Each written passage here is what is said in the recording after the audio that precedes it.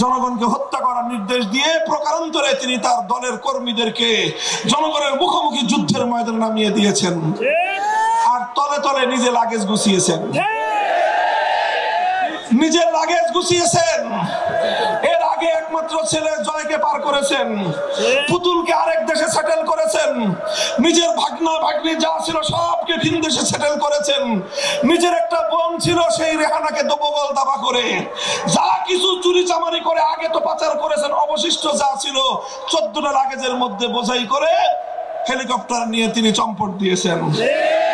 একবার আওয়ামী লীগের কথা ভাবেন নাই, একবার দলের নেতা কর্মীদের কথা ভাবেন নাই, একটাবার হেলমেট লীগের কথা ভাবেন নাই, একটাবার হাতুড়ি লীগের কথা ভাবেন নাই, একটাবার যুবলীগের কথা ভাবেন নাই, একবার ছাত্রলীগের কথা ভাবেন নাই।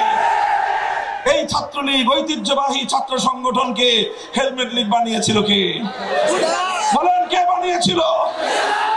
এই ছাত্রলীগকে হাতুড়ি লীগ বানিয়েছিল কে?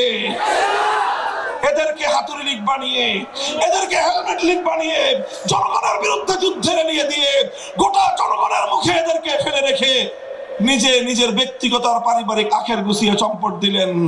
এমন স্বার্থপর নেতা কোনদিন একটি দল তো দূরের কথা একটি দেশকে নেতৃত্ব দেওয়ার অধিকার রাখে না। সংগ্রামী সাথী ও বন্ধুগণ, এজন্যই আমি বলেছিলাম আসলে তিনি যেটা করেছেন সেটা হলো এই, তিনি জানতেন ৭৫ সালে তার বাবা শেখ মুজিবুর রহমানের হত্যাকাণ্ডের সঙ্গে গোটা আওয়ামী লীগ জড়িত ছিল। এই দল তার বাবাকে হত্যা করেছে, এই জন্য তিনি তীরে তীরে তার দলকে এমন একটা পর্যায়ে এনেছেন যেন আগামী দিনে আর কোনোদিন কেউ আওয়ামী লীগের নাম মুখে উচ্চারণ না করে। এরপরে আওয়ামী লীগের মধ্যে যদি কোনো বিবেকবান মানুষ থেকে থাকেন, আমাদের উদাত্ত আহ্বান থাকবে, আপনারা যদি রাজনীতি করতে চান, আপনারা এই পরিবারকে যারা দুবার আপনাদেরকে ধ্বংসের মুখে ঠেলে দিয়েছেন, এই বিতর্কিত কাপুরুষ বিরোধ নেতৃত্বের পিছনে আর কোনোদিন রাজনীতি করতে চায়েন না।